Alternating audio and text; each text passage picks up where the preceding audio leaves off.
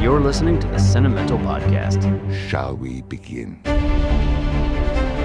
Welcome back to the Cinemental Podcast, where we discuss mental health themes from cinema, television, and popular culture. I'm Jeffrey Jones, and I'm a filmmaker and professor, and I'm joined, as always, by my brother, Dr. Joshua Jones, who, as well as being a professional surfer of the web, is a general and forensic psychiatrist. Hang F10, brother. Oh, that's good. Hang F10. All right, I mean, all right. kind of. It wasn't great. It was quick. It wasn't great. I'm going to F10 you, which on my computer is mute. We want you to start your week off right with our podcast. We drop a new episode every Monday morning at 9 a.m. Eastern. You can listen to us wherever you get your podcasts, or you can watch our hottest, spiciest clips and the full episodes on the YouTubes. Josh, we're past 90 episodes in.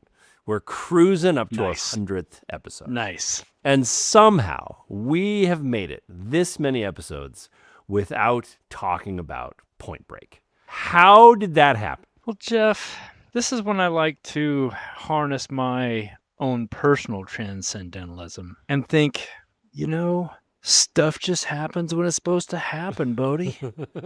Yeah. Bruh. Yeah, there you go. There's plenty to talk about with this movie. There's a lot of Well, mental health. hold on, Jeff. We are talking about the classic Yeah. 2015. Oh, don't even. Point There Break, is correct. no second Point Break movie. That was Okay. not Point Break. Okay. I actually will be talking about just a comparison later on in the video, but of course we're talking about the only Point Break that matters, starring Keanu Reeves and Patrick Swayze. It is in my top 5 favorite films of all time. We've started to rifle through those. We've done Unforgiven, we've done Interstellar. We're now doing Point Break. We should do Sound of Music at some time. That's still in my hardcore, my top 5. But yeah, this is one of my Interesting how we do your top 5 movies. I don't even know what your top 5 movies are, Josh. You'll have to wait one episode for the top 5 list of Josh's favorite movies that nobody asked for. Including literally nobody asked for. Not a single person that even loves you has asked for that list. That actually hurts a lot. I know it should, now that I think about it. Okay, there's a lot to talk about. Josh, what are the topics of the day for us? Okay, Jeff. So this really is a great movie. We're going to talk about, it's known for the surfing scenes, it's known for the skydiving scenes. So we're going to talk about, is adrenaline addiction, is thrill-seeking addiction, is that a thing? Right. And I've got some really, really straightforward answers for you about that. I love it. We're also going to talk about the Bodhi character a lot and the search for transcendence. What does that mean? Why do we seek it? Is it actually a real thing for the Bodhi character? Right. My answer might surprise you. And then finally, Jeff, and this is so obvious. It's not going to, because your answer is going to be maybe. That's what's going to surprise you. Jeff, finally, and I don't even, this is so obvious that I don't even know why we're laying it out here as a topic, but we're going to talk about how Point Break is clearly an ode to Ericson's theory of psychosocial development. Oh, yeah, sure. Who the fuck is that? Well, Ericson is actually my absolute favorite psychological theorist. I believe that the theory of psychosocial development and the conflicts that we have to navigate as we go through our life really explains almost everything that there is around psychological development, and even psychiatric illness. So I will listen, Josh, to your top 5 favorite films. I don't know that I want to hear your top 5 psychosomatic, theorists. Well, you don't have to. You just have to listen to one. Eric. You just have to listen to Eric. No, Jeff. You, especially as a father of young children, are going to find what I have to say about Ericksonian psychosocial development stages pretty interesting and helpful. What was Eric's dad's name? Oddly enough, it was Eric Father. Yeah, they had some really odd naming. Kid gonna be Eric Ericson? Ericson, yeah. Ericson. Yeah. All right. Wow. All right. Cool. I'm also going to ask you, Josh, what I think is a really interesting mental health question. And I want to ask you about the nature of undercover work. Sure. Oh, yeah. And Really and interesting. talking about, sort of the blending of, morality with law, and when is something, illegal, moral, when is something that is legal, immoral. How do we navigate that as agents of the world? As people who have to go, have to go through the world. Well, those are great questions because Keanu Reeves' character does not do it well.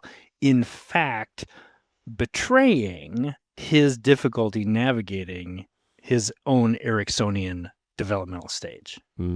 His own search for transcendence, but those are two different things, right? No, not a search for transcendence. Yeah, that is a separate topic. This is actually going to be a pretty heady episode, Jeff. You, as a philosophy major, this is going to be some of the stuff that's down your alley. I love that, and I'm excited to talk about it. I also want to promise to the viewers that I'm also just going to geek the fuck out about Point Break, so it's going to be heady and boyishly entertaining.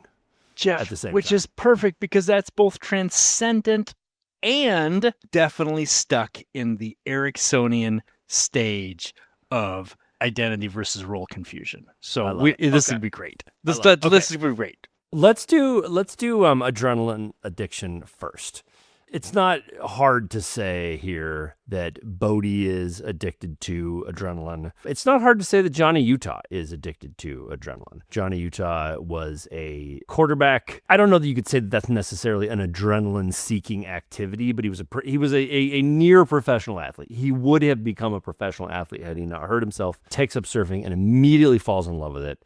Immediately likes the high of surfing. Obviously Bodhi, then takes it to an extreme where he, also likes to skydive. They skydive into the water, which is its own sort of brand of dangerous. And they really enjoy robbing banks, which is adrenaline fueled. So is adrenaline addiction a thing? Well, the answer, Jeff, is a very strong yeah, probably. Okay. Really, it probably is. So here's the thing about adrenaline addiction or behavioral addictions in general, is that they traditionally have not been recognized as mental disorders in the Diagnostic and Statistical Manual, the DSM, when we're on the DSM-5 TR now, except for gambling addiction, which has been pretty well established as something that you can be addicted to. Whether or not you can be addicted to other behaviors such as sex, such as thrill seeking, even running, has been up for debate. The whole debate centers around our reward mechanism. We've talked on the pod a lot about the dopamine system. There are other neurochemicals that are involved as well, but basically you do something that triggers these pleasure centers, you want more of it. Can you then get into a situation where you are chasing that high? And the answer is yes. But our science hasn't quite developed to the point where the consensus powers that be in the American Psychiatric Association are ready to say, yes, these are addictions. And I think the reason tends to be kind of a socio-political one. Okay. It's difficult to really say, it's difficult to then say, hey, this activity that you're doing over and over and over again, there's an addictive quality, there's a compulsive quality to it that you can't control. Okay. Right. And we've and that's the addiction part. That's the definition of addiction. Part, the compulsion to do it, even though you know that it's harming you, you continue to do it. We've got a lot of good scientific data that happens with gambling. Why is it harming you? Why is it? Because gambling's obvious, but why is adrenaline addiction? Why is that possibly harmful? Because you're putting yourself in riskier and riskier situations to get that high. Interesting. I don't know. It's one of those things where that sounds obvious. Anybody listening is probably like, of course that's the answer, Jeff. I've hurt myself doing adrenaline fueled activities. Yeah. And what I've done is make those activities then safer and learn from those activities and then done them to then the more extreme. Sure. I understand people who go skydiving and then, want to go skydiving in more dangerous ways because they've sort of mastered that, and they want to progress. I've gone surfing in 5-foot waves and now wanted to experience 10-foot waves and then, 15-foot waves. I don't see where wanting to get deeper and deeper and more involved in something I don't see how that crosses over into a compulsion or into a disorder where it's harming one or more spheres of my life. Right. It hasn't happened to you, but it does for others. And you've definitely known people who have been so addicted to adrenaline, to the rush, that they'll put themselves in riskier, less safe conditions. But what you're describing is one of the reasons why calling these things disorders, addictions, Right. is problematic. Because do they actually, interfere with multiple spheres of your life? Do we have enough examples in literature where we can say, hey, this group of people, for them it becomes an addiction, for them it becomes a dependence, and we just don't have enough data to codify it and say, yep, these are disorders. I think I would need to see it because sex addiction totally makes sense to me. I understand how that could really mess up somebody's relationships. That's messing with one or more spheres of your life. Gambling addiction, obviously, losing all your money over and over again, that's an obvious one. Drug addiction, alcohol dependency and addiction, all of those are pretty obvious to me. Even the guys who have died doing really dangerous stuff, we can die driving a car, is everybody out there in a squirrel suit jumping from, who's base jumping? Is every one of those guys have an adrenaline addiction and they need to be stopped? I don't think so.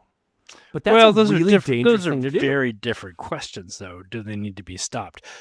I think once you're getting up into squirrel suit and wingsuits, I will posit, I think that you need to think about it. I mean, you are doing activities in which the mortality rate is really high. It is high for an activity like that. What's driving you to do that? What's driving you to say, I have to do this, even though I know that the mortality rate for base jumpers are what? It approaches 50% in lifetime. Right, over lifetime, sure. Yeah, that's really, really high. Yeah. What I'm wondering, Jeff, is do you not see it, or do you not want it to be the case? It's not that I don't want it to be the case. I think it's fascinating. I don't know when the crossover happens from not being addicted to something where you're addicted. I like to do dangerous stuff, but I like to do dangerous stuff incredibly safely. That's the crossover. I think that's the real crossover. It's when you stop doing things really safely and you start taking more and more risks with your thrill seeking. That's when I think you have to ask the question. Yeah. What's driving that? Is it that you're chasing that thrill? Is it that you're depressed? I mean, you gotta, at least you have to ask the question. When you're going beyond the safety protocols for whatever dangerous activity you want to do, you got to ask yourself the question, am I doing this to seek the thrill, or am I doing this for some other reason that's more problematic?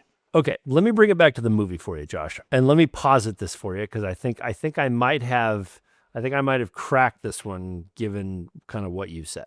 Bodhi is an adrenaline addict, but not because of the surfing and not because of the skydiving, but because of the bank robbery. True or false? Because I think they're robbing the banks for the adrenaline high. And I think that's where it crosses over. I think you're right. The skydiving, the surfing for him, those are pretty passé, mundane experiences. Right. Robbing the banks is his thrill. Right. Robbing the banks is where he really kind of gets off on this. Yeah. And even when we first watched the movie, and when I watched it 40 years ago, probably, 30 some years ago, when they decide to, for those who haven't seen it, I know everybody has, but so, Bodhi and these group of guys, they're the ex-presidents. They put on these masks of presidents. They rob banks. They never go for the vault. Right. They just stick to the cash drawers. And their last robbery, where they have Keanu Reeves along with them, Patrick Swayze says, we're going for the vault. And when you're watching that movie, you're thinking, oh, they're going for the vault because the FBI is onto them. They need one big score, and then they'll be done with this. In rewatching it, Josh, and learning what I've been learning from you, I don't think that's why he went for the vault. I think that this was a natural progression of his thrill seeking. And he liked that the FBI was on his tail. He has that scene at the fire pit where he's like, this just ups the stakes of the game. That's right. Yeah, that's right. That's And absolutely so he right. goes for the vault because it's the next stage of adrenaline. Yep. And that's why you could exactly- say I think he's an adrenaline addict, right? That's exactly right. It's not just right. going. I buy it It's now. not just going for the vault. It's bringing the FBI agent along for the whole thing. Right. Right. I mean, the right, not the right answer, because obviously it's a horrible thing to do. The correct answer, if you're thinking at it from a purely transactional standpoint, is kill Keanu Reeves' character, hit your last score, and disappear. But that's not what he chooses to do. And not because he likes Keanu Reeves, Right. or that they're friends in any way, shape, or form. It's because he wants that next level of the high. Yeah. It's interesting, Josh, you said kill Keanu Reeves there, because I'm going to use that as a segue to kind of the next thing that I want to talk about, because I want to talk about the morality of this a little bit and talk about the morality of undercover operatives. But I was thinking about this the other day, how bad of a guy is Bodhi? You know, they made a movie a few years ago called Hell or High Water, right? And in Hell or High Water, it's Chris Pine and some guy whose name I can never remember, some little Ben something. And they're robbing the banks that like robbed their mom, sort of thing. Sure. But they rob these banks, and at the end of the movie, they're the good guys, right? Like the entire time we think that they're the good guys. And I think that we have like this sort of mentality where it's like, yeah, fuck the banks, which I'm kind of okay with, because, you know, banks are a little bit of an amoral, you know, organization. But they bring a loaded gun with them to rob the banks. And that's where it crosses over into this is definitely not a moral action. If you think there's a possibility that you're going to have to murder somebody, it is no longer a moral action. I think I could have forgiven them had they brought along weapons with blanks, and if they had just let the adrenaline be the thing and not put anybody in any actual danger. But as soon as they cross over into putting other people in danger, that's when, for me, it becomes a really immoral act. Obviously, robbing banks is immoral, but what's really fun about this movie is, you know, that morality dance that Keanu Reeves does with Patrick Swayze, him being an FBI agent who grows a fondness for this criminal. Yeah. Well, Jeff, there's a lot to unpack there. Yes, and I think spoke for too long. Yeah, it's okay. The Bodhi character is fascinating. I want to get back. We're going to talk more about the Keanu Reeves character, the Johnny Utah, and because I really want to do a deep dive into where his mindset is at and why he's so susceptible to Bodhi. But the Bodhi character is fascinating because you want to think that Bodhi is an anti-hero, right? Because he's going against the banks. He's got this, you know, transcendence that he seeks. Yeah, I want to party. Surfer dude. Absolutely want to party. He's played by Patrick Swayze. I mean, Patrick Swayze's great. Yeah. You want to think that Bodhi is this anti-hero, but he's not. He is a dyed-in-the-wool, true blue villain. And I don't think that should be lost on people in this movie, is that he is robbing banks, which is fine, but then he murders somebody. Right. And he murders him in cold blood in that shootout. He is, you know, we've gotten a little bit away from diagnosing characters, but I will tell you, Bodhi has antisocial personality disorder. He is a sociopath. Interesting. I don't think he kills anybody unless it's that specific situation where he feels like someone had just killed one of his best You don't have to kill somebody to be a sociopath. Oh, true. But he doesn't have empathy for others. Very self-centered. He is out for his and his alone. He has no problems trampling on the rights of others. I actually think that he seeks transcendence as a way to quell his inherent sociopathy, and he has no problem killing the guy. He doesn't fret about it afterwards. He's like, oh my God, he killed somebody. He is a sociopath. And we lose sight of that because this is such a fun movie. And, the relationship between Keanu Reeves and Patrick Swayze is, you know, such good masculine bonding. But he is a villain. Yeah. Just a villain. There's no way around it. He's charming. Yeah. He's handsome. He's magnetic, as so many sociopaths are. Right. But he's a villain. Yeah, And he's I think- willing to do anything to get to Bell's Beach and to get to that place of transcendence. He will let no one get in the way. Yeah, for him and him alone. And he's got these high-minded aspirations, this transcendentalism that he wants to achieve for himself and him alone. This is a really important point that Bodhi exemplifies that I tell people over and over and over again. When someone tells you who they are, you need to listen to them. Explain what that means in this context. Bodhi tells you he's a villain when he murders the guy. You can, as you said, you can kind of let things go because he's robbing banks because banks are bad. It's got this Robin Hood type thing, even though they're robbing from the rich to pay themselves. Right. But when he kills the cop in cold blood, he is telling you he's the villain. He is a sociopath. Yeah. And the problem with real charming sociopaths are we want to overlook those things that declare in bright, shining, flashing lights. I'm a sociopath because of all the other charming things about him. You want to do that with the Bodhi character. But when someone tells you who they are, you best listen to them. Yeah. It's funny. There's one of the scenes that has always bothered me.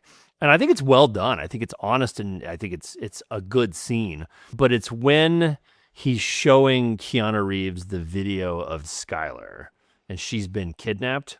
And he says to him, he's like, I could never do that to Skylar. Do you think I wanted to order him to do that? I could never hurt her. Yep. And it's like, wow, that's a Sociopath. real level of like sociopath. That's like, I mean, yeah. Where it's like, you're doing it. You know, don't pretend like you couldn't do it. You ordered it done. That's right. You know, you're not the victim in this just because the FBI got close to you. You don't have to make that decision. That's right. And putting that back on Keanu is pretty brutal. And this is, God, Josh, this is the hard part about what I do and about, you know, just entertainment in general. I don't have any issues with the fact that they made Bodhi someone that I think most people aspires to be. Sure. Even though he is not an aspirational character at all. He should not be someone we aspire to be. They made him super fucking cool. And we never had any kind of conversation about how that kind of cool is not something that we should want to follow. That kind of cool is a cult leader. You know, we don't have that conversation. That wasn't the point of the movie. You know, and in the end, Keanu Reeves lets him go. You know, our hero lets Patrick Swayze still achieve transcendentalism.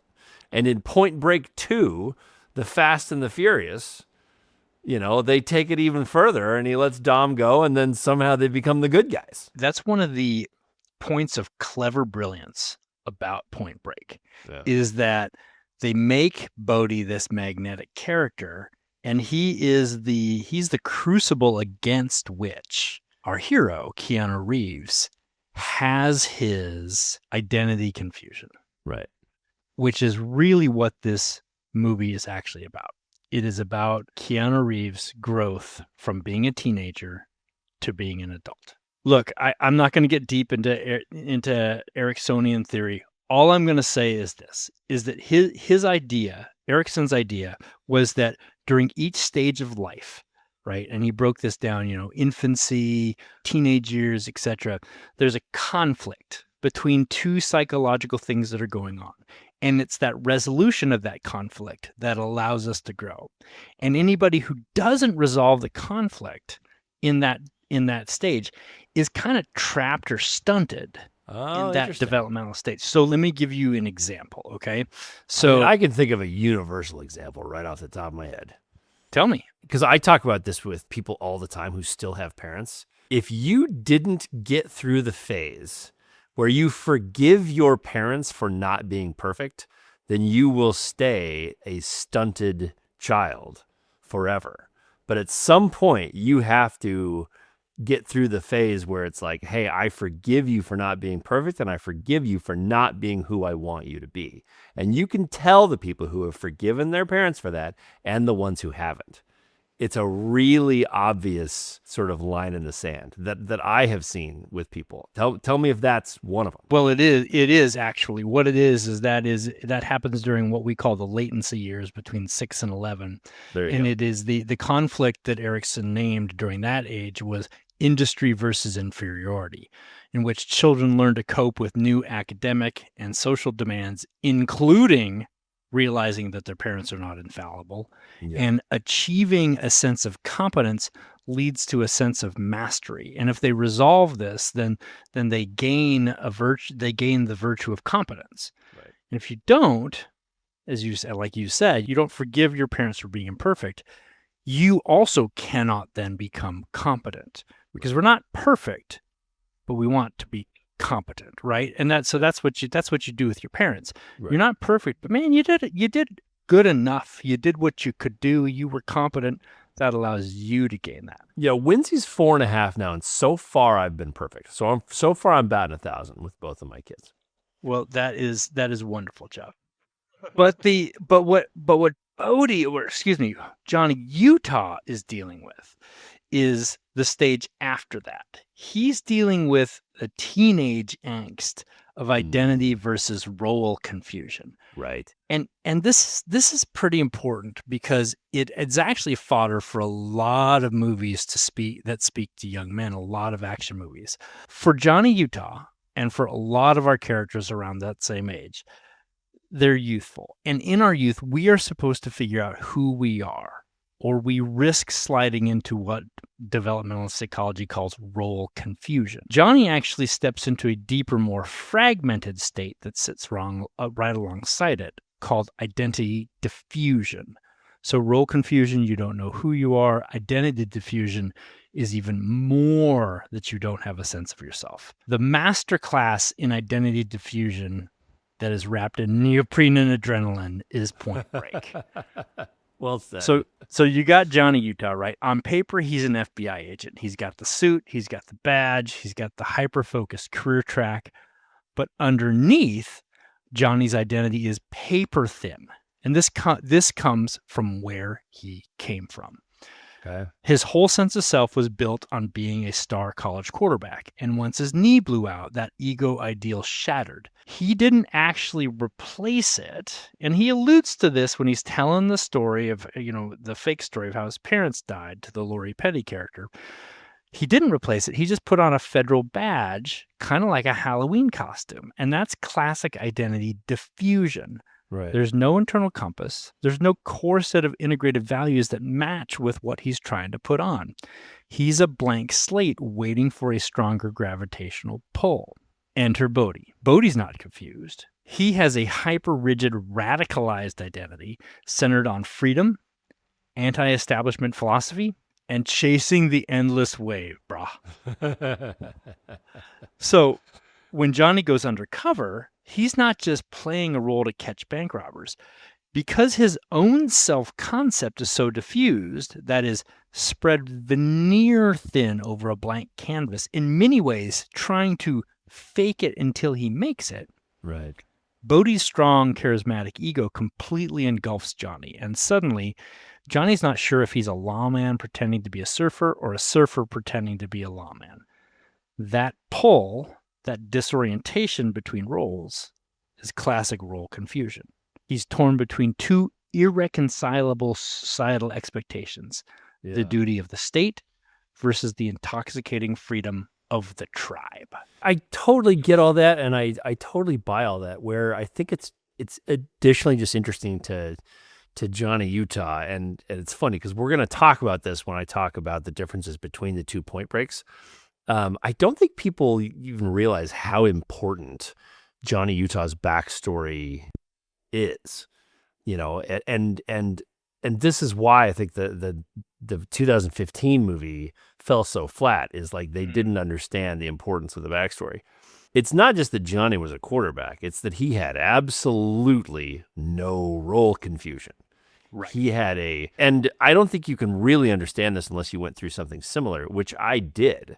I was going to be a D1 basketball player and then went down with a career-ending injury. And so the thing that I had worked for more than anything, more than school. I spent more hours on a basketball court than I did in school.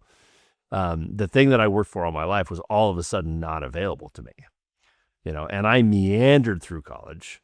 I was going to go to law school because it felt like something to do. I had absolutely no idea what my role was supposed to be. I had absolutely no idea what direction my life was supposed to take because the thing that I had tried to do, was taken from me.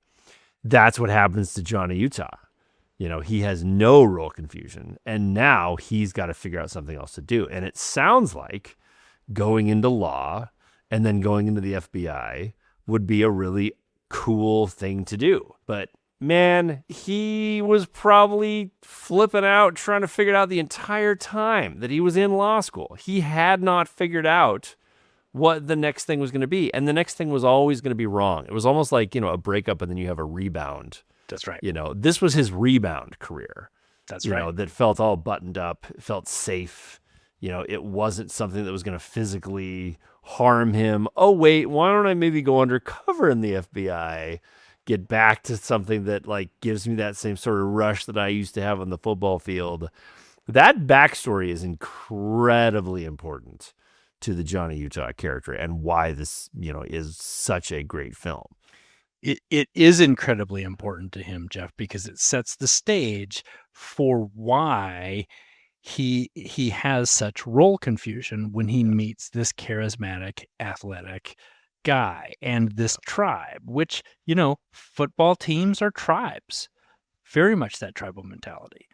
And so by the third act, Johnny's internal boundary line isn't just blurred, it is obliterated under the pressure of, Bodhi and in figuring out what he wants to do. When Johnny Utah fires his gun into the air instead of shooting Bodhi, he's not making a tactic. Yeah. When he found them, yep, he tries to arrest them. They go on a run that redefined action movies. That run is so important cinematically. The run that they do through, through the streets and through the houses, that had never been done like that before. He blows out his knee. Again, a callback to his football career. It gets in his way. Mm-hmm. That thing that stopped him before is stopping him again. I mean, that's a really important moment. And instead of shooting Bodhi, he shoots into the air. It's such a great moment. It is, because in that moment, he is experiencing the ultimate breakdown of his unanchored self. Right. So the lesson of Point Break, Jeff, isn't just about extreme sports or 90s action logic, although those are great lessons. Right. It is a warning about what happens when we step into high-pressure environments without a solid sense of who we are. Right. If you don't ground your own identity, the world, or a charismatic guru in a president's mask, will happily define it for you. Yeah, sure. And, Keanu Reeves can throw the badge into the ocean all he wants. He just needs to make sure he knows who's left standing on the beach. Yeah, and I don't think he does. You made an amazing point back when we did, what I think our second or third episode, when we did Silence of the Lambs, and you were talking about how Clarice Starling is almost just as much of a narcissist as Hannibal Lecter was. Yep. And it was how she's the only one who could stop him, et cetera, et cetera. Johnny Utah tracks Bodhi down, gets to the beach, arrests him, but then lets him go get his wave. It's become this mano a mano thing. And then it's you know what? I'm going to let Bodhi have his wave. Well, the cop that he shot doesn't get his life back. Right. You're not getting justice. You're allowing this guy who you think is on your level, you're the cop version of Bodhi, you've somehow transcended, and you and your transcendental buddy are in this plane that nobody else is on. And so you let him go surf knowing that he's going to kill himself. That's incredibly narcissistic. That's right. I would imagine. And he has now sort of defined himself as the Bodhi of the FBI, but that's dangerous. He's learning the wrong lessons. Yeah, I mean, he is. I thought to myself at the end of the movie, I watched it again last night, as he tossed the badge into the ocean. I wonder what happens to Johnny Utah. because his developmental conflict that we just talked about, right? His identity versus role confusion, it didn't end. Right.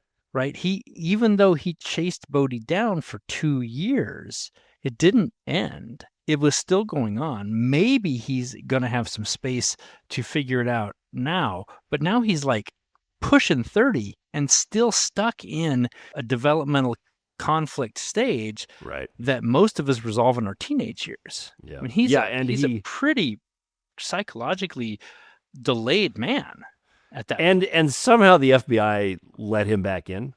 Like after he robs the bank, it was pretty clear that they were gonna, probably even arrest him. Maybe he gets out of that, but then they let him lead this case.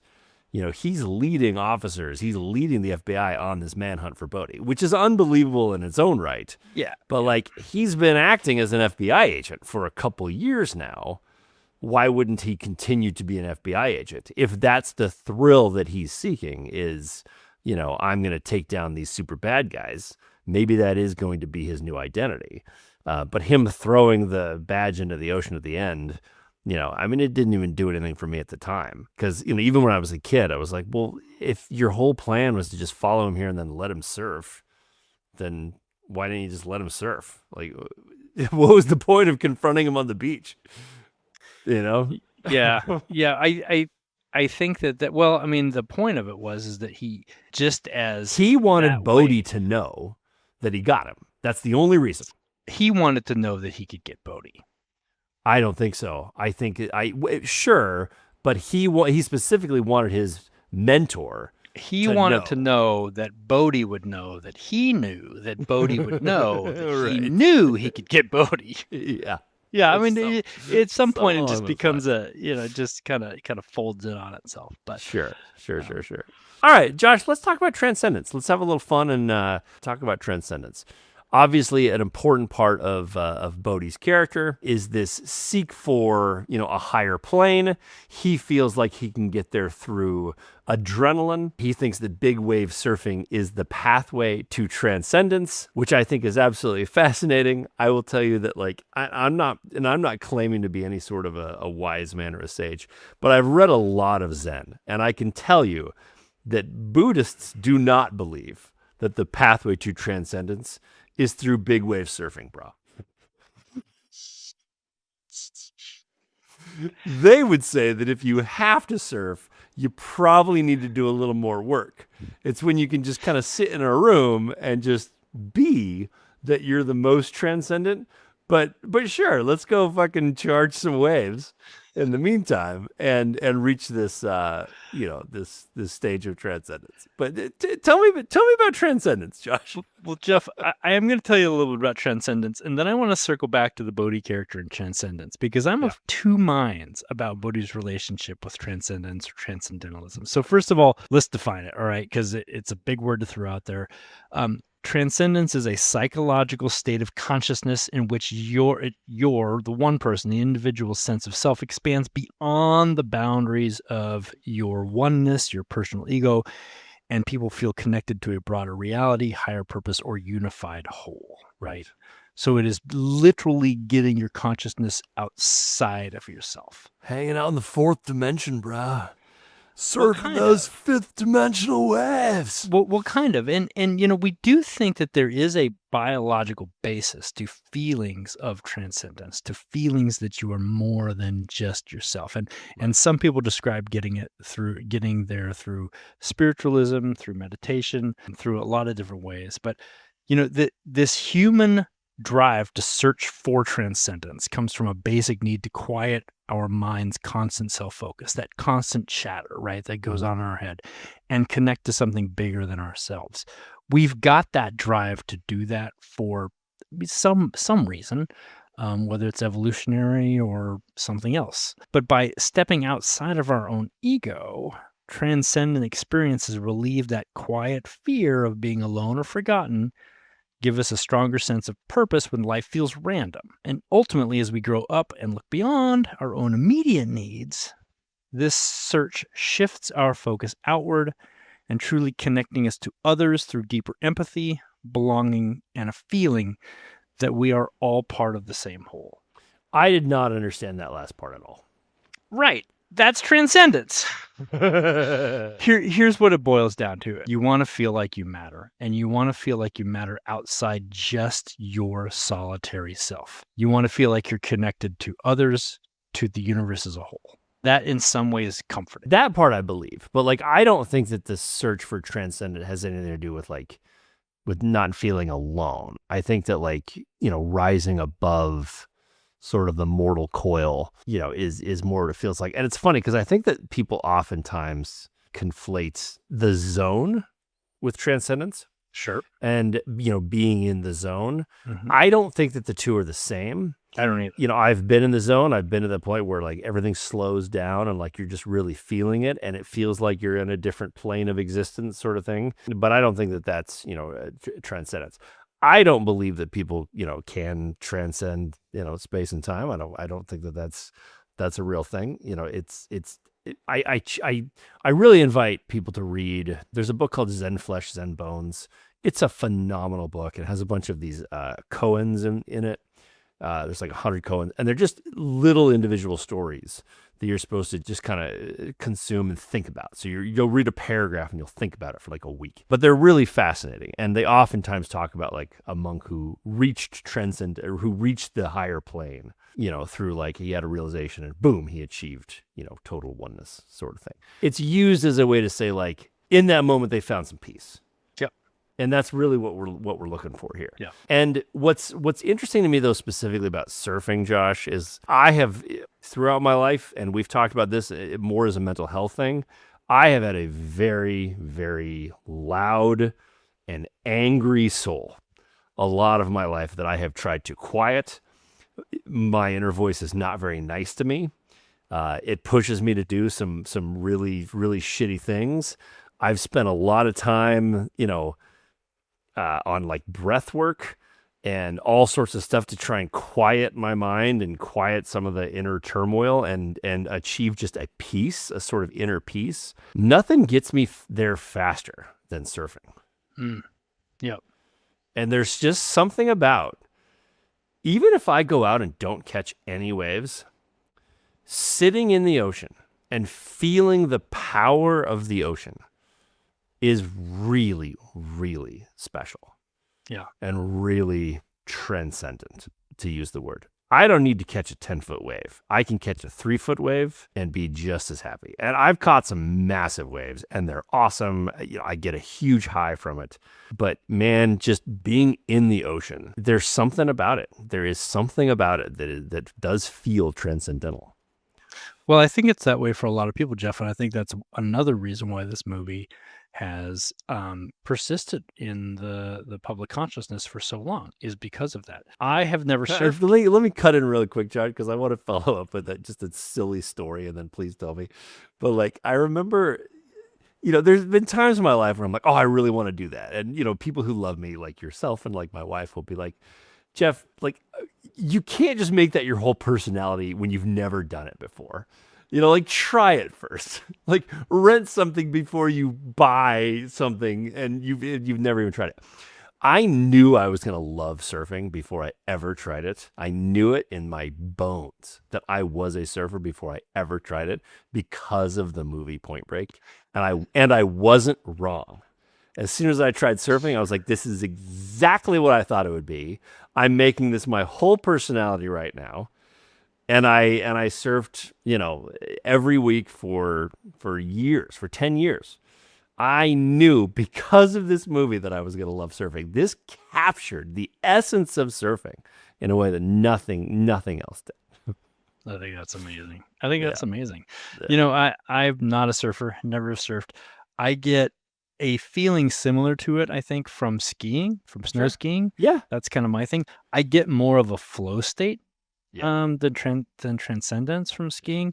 Interestingly enough, I experienced my first flow state while biking this weekend. Oh, nice! It was pretty great. I was mountain biking with my friend Tony, and we were just bombing down. And I'm not a great cyclist. We were bombing down some trails, and I was in the flow, and things were blurring, and it was great. I felt in such control, and I immediately thought to myself, "Oh, I'm in a flow state," and then immediately ruined it. Totally. Once you recognize it, you fall right out of it. Yeah. But I do identify with Transcendence somewhat, because I used to have, and I do not have these moments very often anymore as an adult, but I used to have, especially my teenagers, what I would call crystal clear moments of clarity. And I know I'm repeating clear and clarity. It's the same thing. It's repetitive. Sure. But that's what it felt like. And I can remember just like, oh man. And it was like a blink of an eye. I'd be walking someplace and just realize something. And it was like the whole universe opened up to me for a split second and then collapsed in on itself. And I've gotten those just a couple times in the last few years as I've really tackled my depression and anxiety, which has been helpful. But I think that's as close as I've gotten to transcendence. It's not something I think I really need to chase for some reason, but I know some people really, really do. And the Bodhi character seemed to bring it back to the movie. I wonder, Jeff, if he actually really did. I've got and I'll tell you. Tell me what you think, because this is really important. Because this is where I think that, like, I feel like in some ways, I can feel a kinship with the Bodhi character. Sure. And I've known quite a few people like this. My one of my best friends, Jess Downer, is like this. I mean, him and I did so much stupid shit in our 20s. And I just think that some people have a really stormy soul, and doing stuff like this brings peace. And so doing it to the extreme would make you think it would bring you the ultimate peace. And I think that that's what it was. But like, I will just have days where I'm sitting around and I'll just find myself like so beyond miserable. And I'm like, I just need to go on a 10-mile run, and I need to run until my knees give out. And some people just have a really stormy soul. And I think that Bodhi was one of them. And again, it's like, this made me feel this quieted the storm. Surfing higher and higher and higher waves is going to quiet the storm ever more. And I'll eventually reach a point where I'm transcended. I think there are those people, man. And I know a lot of them. No, I know that there are those people. But with Bodhi, I want to say, yeah, maybe he was seeking transcendence to quiet a stormy soul. But then I realize, I go back to what I said earlier. When someone tells you who they are, you should listen. Sure. He's a sociopath. I wonder if he latched onto the transcendence thing because it gets him more of what he wants. It gets him more, it gets him more followers. It gets him more admiration. It's a tool to put on the mask of sanity that sociopaths have to make them appear more like us. And so I just don't know. And I think that's an unresolved point for me about the Bodhi character. Again, I have to reject this attraction to Bodhi that people have, because he's a sociopath. He's a killer. He's just a villain. He has a great save the cat moment, Josh, which is part of why I think people are so drawn to him. Tell me about save the cat moment. Well, so in any film, you need what's called the save the cat moment, where it's our cue that we're supposed to like this hero. Sure. And so in Blake Snyder's book, Save the Cat, he says, if you can get a hero to like go up in a tree and save a cat, then we're like, oh my God, we love him. Every story needs to have a save the cat moment. It's a little passé. It's not great advice anymore. It's more true to say that you need to give us a rooting interest. You need to give us a reason to root for this character. Sure. And so your save the cat moment for like a serial killer could be them like really killing somebody well, and us being like, oh, this guy's really interesting. This guy's really fascinating. I want to follow him. It gives us a reason to root for him. So it's Dexter. Dexter had that. Yeah, exactly. Really well. A lot of anti-heroes, they're like make them great at their jobs. People will love them. Well, we meet Bodhi, and obviously, he's surfing. He's super cool, blah, blah. But there's a moment where Johnny Utah is about to get his ass kicked by the Red Hot Chili Peppers. That's right. Which is just awesome in its own right. And it is one of those fight scenes, Josh, that like kind of fucks me up. Like in my gut, it's like such a visceral fight scene where they're just like, we just fucking hate you and want to beat you. It's so gnarly, and Utah doesn't back down. Bodhi even says it, and Patrick Swayze comes over to help him, and to be like, look, he's with me. Stop kicking his ass, and then they stop. Keanu Reeves punches somebody, and they're at it, and then Bodhi's like, man, you're awesome, dude. Like, you didn't back down for a second, but he came to help Keanu. And so in that moment, we're like, man, this guy's a spiritual leader, and he's willing to like fuck shit up with you. Like, we love him in that moment. And so it takes a lot to undo, that first impression that we have of Bodhi. And he was an exceptionally smooth and skilled fighter. Yeah. During that scene. I mean, he knew what he's doing. Yeah, I agree with everything you're saying about it, about why the magnetism that character has. Yeah. I am just punctuating it with, dude's a psychopath. 100%. I don't, and again, this isn't at all me like disagreeing with you or, arguing for Bodhi. I just think it's absolutely fascinating. And oftentimes we talk about how people are just flip sides of the same coin, and I'm only now seeing that, like, yeah, in a way, in a massive way, Utah was also, at least a narcissist, probably not a sociopath, but like at least a narcissist. But I could easily see him one day becoming Bodhi and doing very similar things to Bodhi, thinking that his search for his own transcendence, is worth the lives of others. Mm. I don't know that Johnny Utah is a narcissist. I'm not going to go that far. But because what I will say is that he's in a mimicry phase, right? Right. He's a stunted teenager trying to figure out what his identity is. So he's going to try on a lot of those around him, a lot of his peer group. The problem is that he's a 25-year-old FBI agent, not a teenager. And so he is mapping to a narcissist. So I don't know that he's a narcissist. He's mapping to a narcissist in that moment. Yeah. I'm laughing because we haven't covered any of Gary Busey yet, and I don't think there's much to talk about with Gary Busey. But man, this was the beginning of Gary Busey's unhingedness. Sure. Because did he win an Academy Award, or was he just nominated for Buddy Holly? I don't think he won, but I can't say that for sure. But he was at least nominated for an Academy Award. He was fabulous in this movie. But there were certain moments of like speaking in the microphone, squid brain, I think was like ad-libbed. Oh, was it? Well, who could come up with writing that line? That's what I'm saying. But like, this was the beginning of him being pretty unhinged. And it was tough because I loved him in this. I loved him in Under Siege. He had a pretty good little run in the 90s before he just like went off the rails. Interesting fact about Gary Busey. I shouldn't even say this, but I represented him for a hot second, or at least my agency did. We dropped him for a reason that wasn't a good one. Sure. I don't stand by Gary Busey as a human being. I'm gonna leave it there. But his stuff's out. I mean, his stuff's out there. He's a publicly known figure, and you can Google or Chat GPT whatever you want about him. What I will say on screen is he's compelling to watch. Yeah, absolutely. And, this is great. This is great TV. When they take down the Chili Peppers, that's again, just like, I haven't even mentioned this, and I'm just going to say it quickly.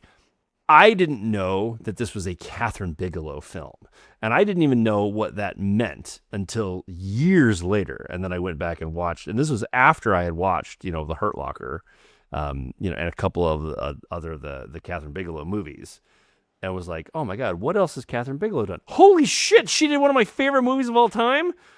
And then, went back and watched it and was like, yes, she absolutely directed this. I mean, it's brilliant. There's so many scenes that are brilliant. She made all of the action scenes so gnarly and so gut-wrenching.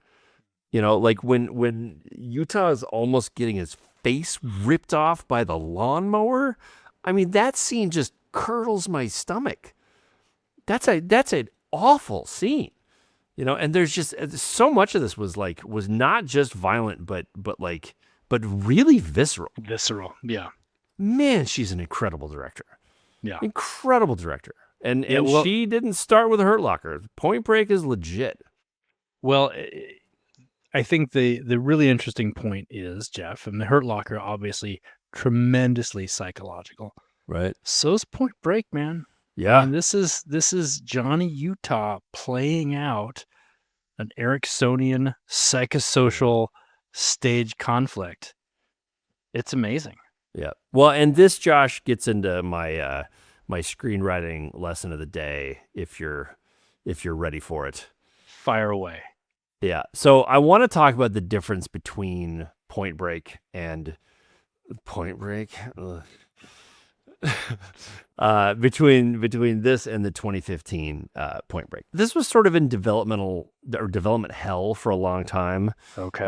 Them trying to reboot this. It went through a lot of different iterations, and they ended up with the Frankenstein's monster that they had in 2015. It's a perfect example of when studios and writers forget that you need a story first. And not spectacle. Sure. The most recent Point Break was all about spectacle. It was, how can we get these characters to 8 different scenes where we can have them do really cool stuff? That's the thing that people want to see. Here's the trap. The things that people talk about Point Break are, yes, the surfing and the skydiving and the bank robberies and whatnot. But people don't know that movies resonate with us because of the stories. And we think that they resonate because of the spectacle, but it's not true. What made the first Point Break so special was the story of this broken hero looking for a new leader, looking for his place in the world. And that is a compelling story. The backstory for the 2015 Point Break was he's out doing something dangerous, some sort of extreme sport. He's just an extreme sport athlete, and his buddy Jeff dies. It's sad, but it has nothing to do with his story thematically. And just because something is sad doesn't mean that it ties into a story. There's lots of traumatic things that can happen in someone's life.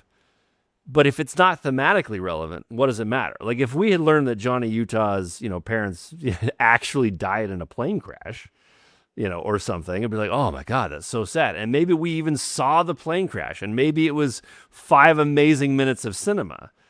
But if then it's like, yeah, now I want to be in the FBI because I'm sad about my parents, that doesn't make any sense. It doesn't make any sense. And so, they were like, we need a cool set piece for the beginning of the 2015 Point Break. Let's have them be jumping motorcycles, across these high rocks, and one of them dies. Okay, but that doesn't have anything to do with then, why he gets into the FBI, why he goes on this hunt, and why they, go to these 8 different locations and do these 8 different extreme sports. It just became about the extreme sports, and it had nothing to do with the story. And you have to tell a story first. And there's so many examples of this. I don't understand why studios don't learn that lesson. That it's not about the set pieces. Well, you do understand. It's because they enjoy money and they think that this is the quick way to get it. Yes, but I don't understand. I guess what I don't understand is there has to be somebody at some step along the way that understands that this is a bad idea. And that's the part that doesn't make sense to me. When you have a really good sort of storyteller at the helm, like the Russo brothers with the MCU, and even James Gunn now with the DCEU, you can kind of see what happens. Sure. But man, people just are constantly getting this wrong, that it's spectacle over story and not story over spectacle. I never saw the 2015 Point Break. Did it have anything was it a sequel? Was it set in the same universe? Did it have anything to do with the original Point Break? No, nothing at all. It was a complete remake. It's somewhat of the same setup where his buddy dies. He's an extreme sports athlete. His buddy dies. He decides to give up extreme sports, goes into the FBI. They want him to, track down Bodhi. Bodhi isn't just a surfer. He's seeking this transcendence, and if he can do these 8 different extreme sports, then he'll unlock Oh, Transcendence. That's dumb. I'm And so sorry. they- Look, I know we don't crap on movies here. I get that, but 8 different ones. It's just like that's like let's fit the 8 most popular extreme sports into this movie. That's exactly what it was. And so there's a rock Okay. climbing scene and a surfing Okay. scene and a sky. Okay. Yeah, and so it's all of those things, and that's what it was. It was just let's do the set pieces and not do the story. But this resonated so much with people. But and this is the hard part. This is the hard part for people to understand. The reason why these movies are successful is not what's talked about at the water cooler, and that's why it's so hard to understand that story is important. Is because it's not the thing people talk about. People might be like, oh man, I cried at the end. And so it's like, well, let's have more of those ending scenes. Right. No, the only reason they cry at the end is because of the 89 minutes that led up to that scene. Gotcha. It's not just about that scene that made you cry. It's about the 89 pages before it.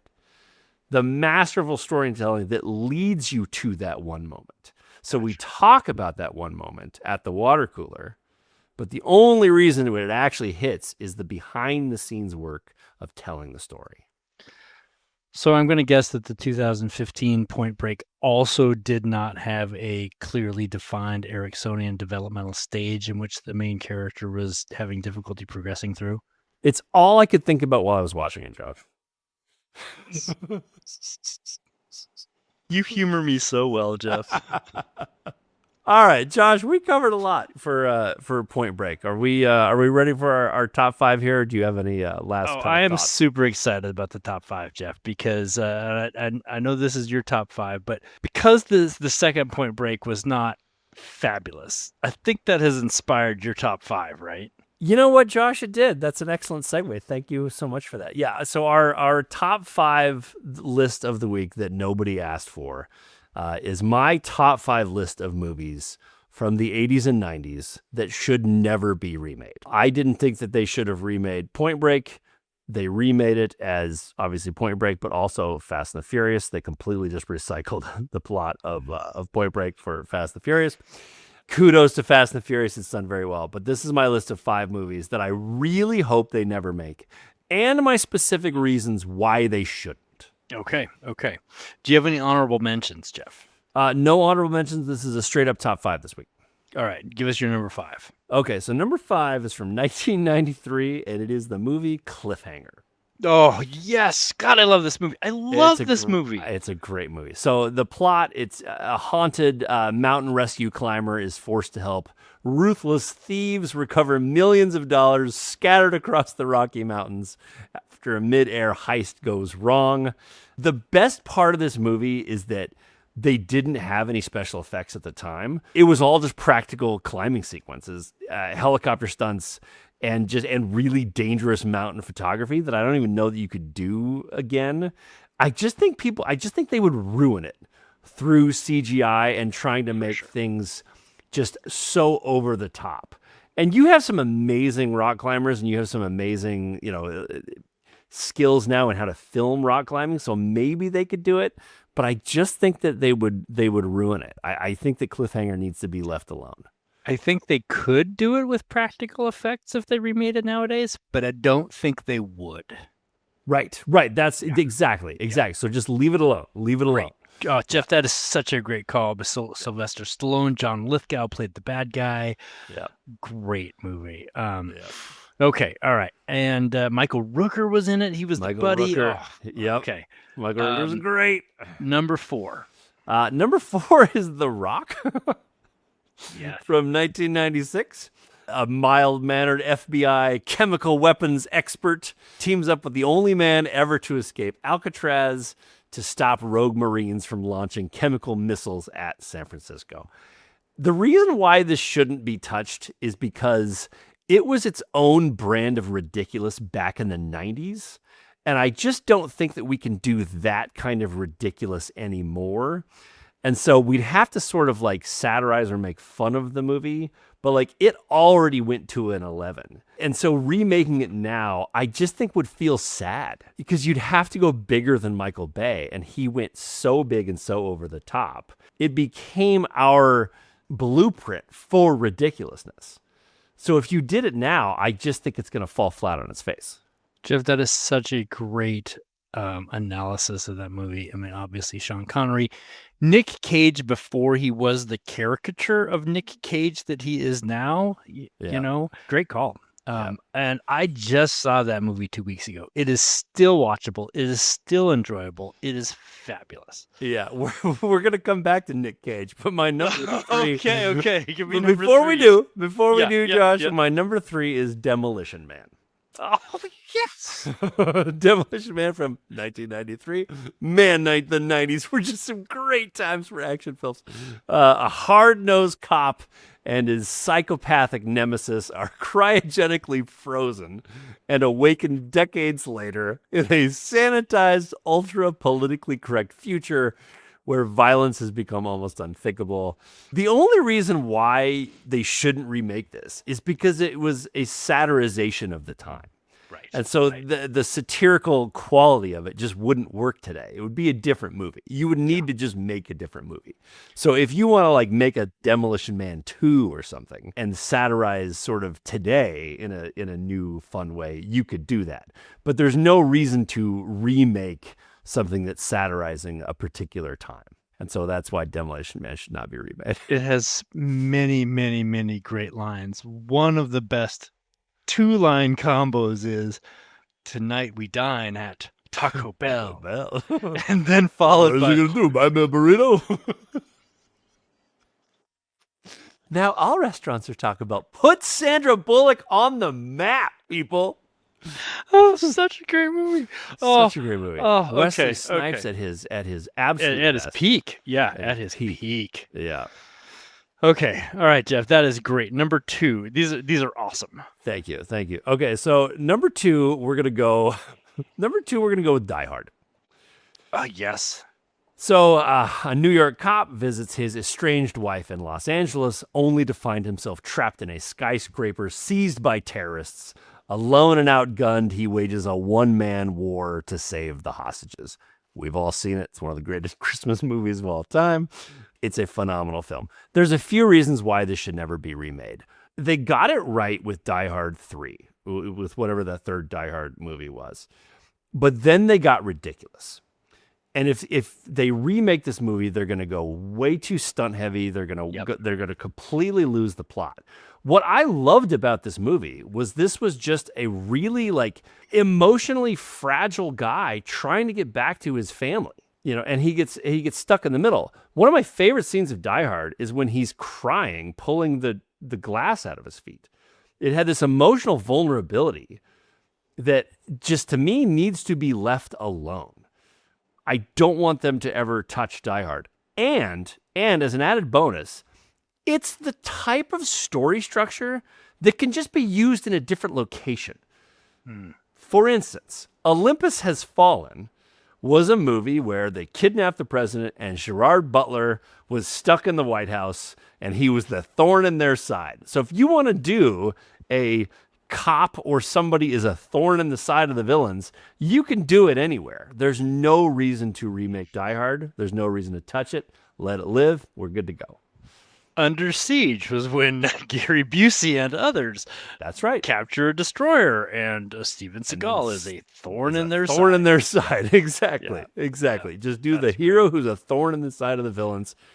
It's a perfectly robbable story structure. Yeah. Go make something else. Leave Die Hard alone. Don't remake it, Jeff. That's fabulous. Okay, I cannot wait to hear your number 1 80s, 90s action movie that shouldn't be remade. All right, number 1, and I can't wait to tell you because you're just going to go, yes. Number 1 is Face Off. Well, of course. Yeah. So this is the world's best body swap movie. Yes, it has the exact same structure as Freaky Friday. It's an FBI agent undergoes experimental surgery to swap faces with a captured terrorist, only for the terrorist to awaken and steal his identity in return. And the number 1 reason why they should never remake this movie is because I don't want them to. This was a perfect movie. Don't fucking touch it. Leave it alone. Don't ruin it. This was amazing. But in all seriousness, part of the reason I don't think they should remake it is if they did, they should use John Travolta and Nicolas Cage. Like, if you want to remake this movie, wait 20 years or 30 years or 50 years for those guys to be dead and buried before you touch this, because you could actually remake that movie now with them the way that and this would be awesome. But like, you just can't make a better movie. There's no one who can match the energy of Nicolas Cage and John Travolta. Yep. You know, I mean, they were at their peak, and this also had that same sort of feeling of like the 90s, like The Rock, that was so over the top that would just seem silly now. And so for those reasons, I don't think that they should, try and remake Face Off. So those are my 5 movies. And thank you to Point Break for inspiring this list. But those are the 5 movies from the 80s and 90s that nobody should try and remake. And again, as always, it's a list that nobody asked for. Josh, anything I missed? Jeff, that is such a fantastic list. I'm crying. It's so amazing. I have 2 that I would add to your list. One in very much the same vein is I don't think that they should remake 1994's Speed. It's so funny. I almost put it on the list. Yeah, I almost put it on the list. Because if they did remake it, somebody would pitch, what if the bus is a self-driving electric transit vehicle hacked by a rogue algorithm? And it would suck so bad. I mean, almost every one of your movies and every one of the movies I can think of is their practical effects, which you just don't have much anymore. It just makes it so much unless you're more Christopher real. Nolan. Yep. Yeah, somebody would do that, and it would suck. It was a movie that you did not think was going to be a hit. It was great. Sandra Bullock and Keanu Reeves and Dennis Hopper as the bad guy was perfectly cast. You shouldn't remake it. And then, Jeff, the other one that you just shouldn't remake is Raiders of the Lost Ark. Please, nobody try to put another Indiana Jones out there. It's just going to look like somebody trying to wear an Indiana Jones costume. Indiana Jones is Harrison Ford, period, end of story. Just don't do it. It's funny, Josh. I thought about both of those movies, and I'll tell you why I didn't include them. Specifically with Raiders, nobody would try. Because what you would do is you would just do another. It would be like James Bond. Like at this point, I think Indiana Jones has become like James Bond, where there might be I'm just saying, I could see what they do is they make a new Indy and have new adventures with Indy the way that they do with Bond. I don't think anybody would ever think to remake Raiders of the Lost Ark. Well, they shouldn't try to recast it. They shouldn't make any more. It should just be done. Period. End of story. I say so. That's it. I actually disagree with you on that. And then for Speed, the reason why I didn't include it, Josh, I actually think they should remake it. I wanted to say they shouldn't, but in thinking about it, I was like, Keanu Reeves' backstory wasn't all that great. I think they could have done a better job with that. I actually think that there's some really interesting things you could do with the characters on the bus. And I'm like, I actually think that could do well if remade by the right director. I don't think there's a good reason to not remake Speed. I could see it. You can have Speed, but if you try to touch Raiders of the Lost Ark, I'm going to have my own Ericksonian developmental stage conflict. No, nobody's ever going to touch Raiders. Nobody's ever, and I agree with you. Nobody should remake it. Do you promise? I promise you. I promise you it will never happen, Josh. They will recast Indy. They will do what they're doing with Bond with Indy. Gross. But yeah, those are fun. And Speed's an interesting example of one where I'm like, yeah, actually, now that I think about it, I think it could be remade. Well, then with Keanu as the villain. Maybe that's what happens to Johnny Utah. Yes. Now we're cooking with gas. All right. Thank you for humoring me with that top 5 list, Josh. Any thoughts to leave us with? Yeah. Look, I've got 2 main takeaways from Point Break. One is that Bodhi is a villain. He's a very compelling, very attractive villain. But when someone tells you who they are, like when he kills the cop, if all the bank robberies didn't tell you who he was, then you should believe them. Right. And secondly, we're going to talk more about Ericksonian stages in future pods, and I'll try to make it less dry. I'll do my best to make it more accessible. But I really do believe that if you're struggling where you are in life, it could be that you need to talk with a therapist, a counselor who knows some things about the Ericksonian stages and figure out what conflict you're trying to deal with so that you can move on into your new phase. I think they're very, very important. And I think that I was just shocked to go back, rewatch Point Break, and find that it was pretty much a textbook example of our main character, having an identity versus role confusion conflict. Well, Josh, and I'm gonna see that and raise you. I think if you're a screenwriter, go look at what the Ericksonian phases are, because overcoming those is laden with story possibilities. Boom. Done. Like that's what we're talking about when we're talking about story, is a change in belief. And so if you understand the Ericksonian stages, you immediately have blueprints for incredible stories. I mean, and if you need a consultant and a writer, and we happen to know some guys. There you go. There you go. Always hawking our wares, Josh. I like it. All right. Thanks as always for watching or listening to Cinemental and our coverage of Point Break. Cinemental is produced by me, Jeff Jones, and edited by David Haverty. If you like this episode, please subscribe anywhere you get your podcasts. You can also watch clips of Cinemental on YouTube, where we would love to hear what you would like us to cover next. You can also watch my companion series, The One Thing, where I take a deeper dive into screenwriting, both available on the Large and in Charge channel on YouTube. You can find Dr. Jones on Yik Yak, or by following him on Be Real. This has been a Large and in Charge production in association with PMC Media. For Dr. Josh Jones, I am Jeff Jones, and we will see you next week. What's Yik Yak? I don't know.